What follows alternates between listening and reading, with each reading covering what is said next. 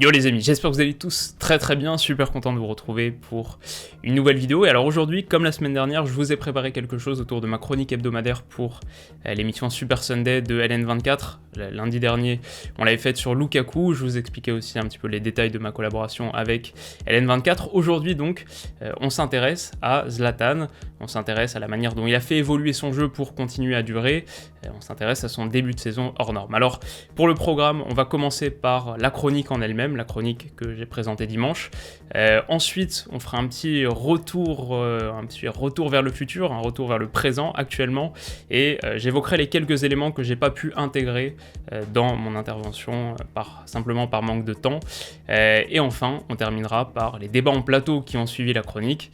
C'est parti. Toujours un petit peu de foot européen avec la chronique de Willow qui s'est intéressé aujourd'hui à un attaquant qui fait de la résistance malgré son âge. Pourquoi est-ce que Zlatan Ibrahimovic réussit toujours-il autant à Milan? C'est la chronique de Willow. Salut l'équipe, j'espère que vous êtes tous en très grande forme parce qu'aujourd'hui on va parler de quelqu'un qui l'est assurément et on va essayer de répondre aux questions que lui-même pose, à savoir comment est-ce que Zlatan fait pour être ce Benjamin Button du football, l'homme qui vieillit à l'envers, comment est-ce qu'il fait pour s'améliorer avec le temps telle une bonne bouteille de vin, ses propres mots, comment est-ce que Zlatan fait en gros pour durer. Effectivement 18 buts depuis son arrivée en Italie il y a 10 mois, 3 matchs de Serie A, 3 doublés, c'est le meilleur buteur du championnat au moment où je m'enregistre et tout ça à 39 ans, comment est-ce qu'il a adapté son jeu pour continuer à évoluer au plus haut niveau? Pour moi, le premier paramètre, c'est vraiment celui de la simplification. Alors, il continue à toucher beaucoup de ballons, entre 50 et 55 par match. C'était une soixantaine sur sa dernière saison au PSG. C'est vraiment beaucoup pour un numéro 9. Et on voit qu'il aime encore décrocher pour participer à la construction, mais il a vraiment épuré sa contribution. Dès que c'est un peu plus compliqué, ça a du mal à aboutir. Il fait des choses simples à la construction, mais aussi à la finition. 18 buts depuis son retour au Milan, comme on l'a dit.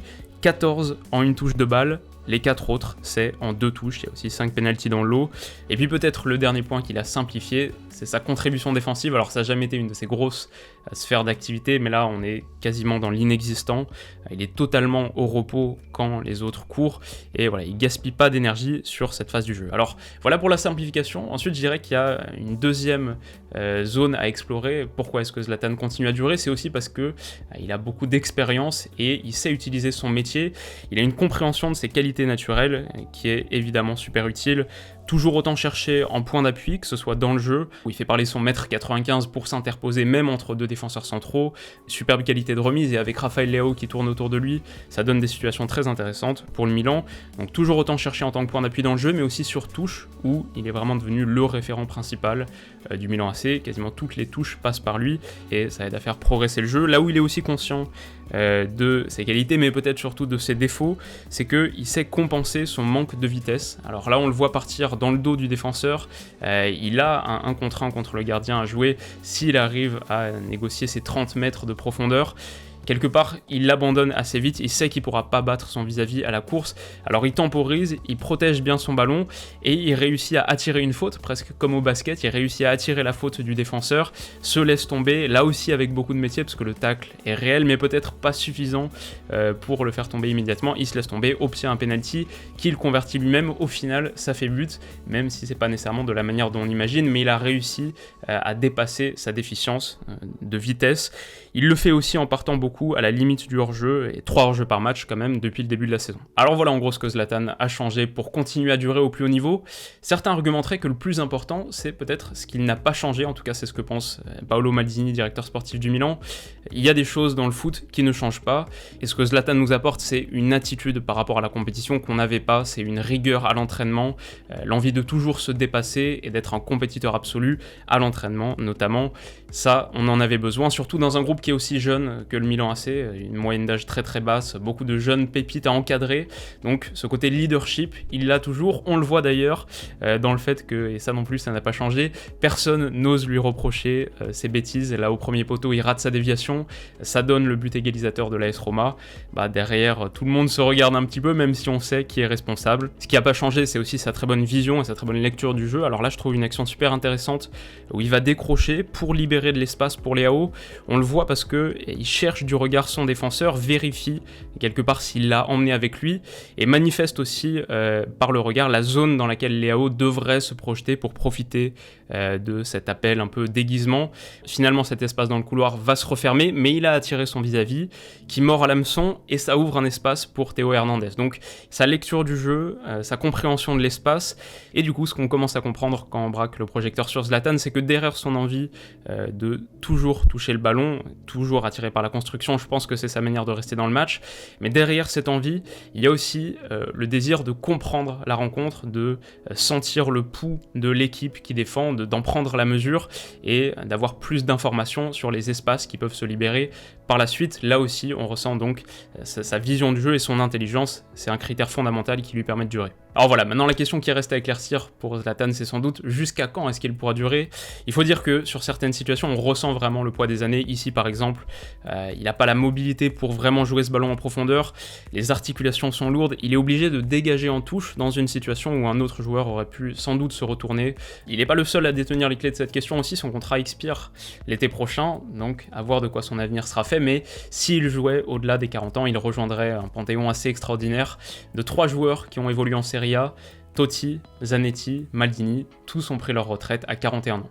Donc voilà pour le gros de l'analyse. Juste avant de passer au débat, quelques points supplémentaires à ajouter. Déjà, on peut commencer par actualiser les stats. Il y a eu un match, entre-temps, il y a eu un match dimanche contre l'Udinese, et Zlatan a encore eu un impact déterminant. Victoire 2-1 du Milan, grâce à son super travail sur l'ouverture du score, une passe D pour Kessié, et puis le but de la victoire, en toute fin de rencontre, 83e, pour reprendre l'avantage. Cette réalisation et une passe D en 4 journées de Serie A, il en avait raté 2 à cause du Covid, toujours en tête du classement des buteurs, donc. Et alors enfin, je voulais terminer par 3 raisons supplémentaires pour lesquelles Zlatan continue de durer.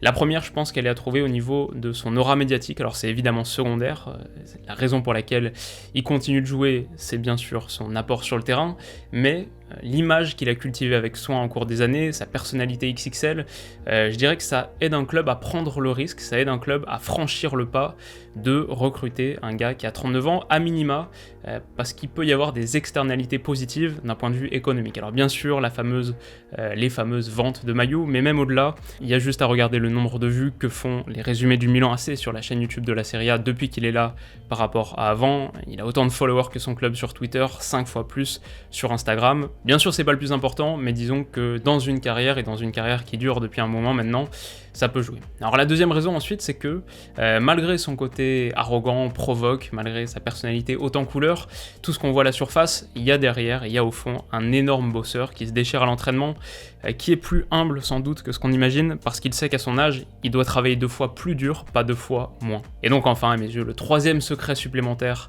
de sa longévité, c'est qu'il a une palette technique large et qu'il a dans son répertoire des gestes efficaces, uniques. Je pense vraiment qu'il y a des choses que lui seul peut faire, ou presque, et quand je pense à ça, je pense surtout à ces fameux gestes taekwondo. Ici contre la Roma, le gardien se livre, parce que d'ordinaire, ce ballon échappe à tout le monde, sauf à Ibrahimovic et à son amplitude hors norme. Encore un meilleur exemple ce week-end avec ce retourné, que personne ne déclenche véritablement comme ça. Tant qu'il pourra être aussi efficace, tant qu'il aura autant d'impact, à la fois sur le terrain, mais aussi dans le vestiaire, auprès d'un groupe milanais qui, on le rappelle, extrêmement jeune, il aura des minutes, il continuera à durer. Donc voilà pour moi, on va en rester là. Si ça vous a plu, n'hésitez pas à mettre un petit pouce bleu. Maintenant, je vous laisse avec les débats de fin d'émission. Et de notre côté, on se retrouve demain pour une nouvelle vidéo. Bisous. Alors, une analyse, Igor, Mbaye, comment on fait pour rester au sommet avec l'âge qui passe ? Bah, c'était un bel résumé, je pense.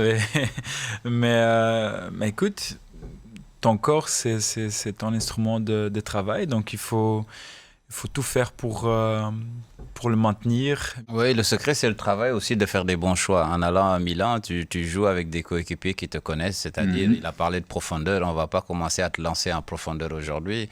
Quand vous avez Igor de son âge, il faut jouer dans ses pieds, il peut dévier, il peut servir d'appui, mais si vous commencez à défendre bas et de le balancer des ballons pour courir, ça ne va pas marcher, et ça fait partie des choix. Je regardais rapidement, là, bon, ils sont en super forme, là, c'est Milan, mais avec Ibra, depuis son retour en janvier, ils ont pris 61 points en Italie, c'est la meilleure équipe italienne, devant l'Atalanta 59, et la Juve n'a pris que 53 points. Donc il y a un vrai écart, et il y a un réel impact aussi sur le jeu de son équipe, et sur les mecs qui jouent à côté de lui. Vous avez Ibra, vous avez beaucoup intérêt de à élever jeunes, votre niveau de jeu. C'est une équipe fort jeune aussi. Ah ouais, mais c'est l'une des équipes les plus jeunes d'Europe. il impressionne les autres, les C'est gamins ça, là dans le ça vestiaire. pousse tout le monde vers le haut, au final, un profil pareil. Moi, j'ai le sentiment, en tout cas. Oui, ça pousse tout le monde vers le haut. Et puis, c'est un soulagement aussi pour l'entraîneur parce que des fois, vous savez que dans le vestiaire, vous avez un joueur qui est capable de dire les choses, qui est capable de rentrer dedans sur tous les joueurs pour que ça aille mieux. Et au niveau des statistiques, il est là parce qu'à son âge, faire ce qu'il fait, je trouve que c'est très intéressant. On l'a vu quand il était au PSG aussi, à la fin d'un match, quand il n'est pas content, il n'y a personne qui parle derrière lui, tout le monde marche. Donc, ça veut dire que l'impact qu'il a dans cette équipe-là, que ce soit au Milan, et là où il va, il laisse des traces.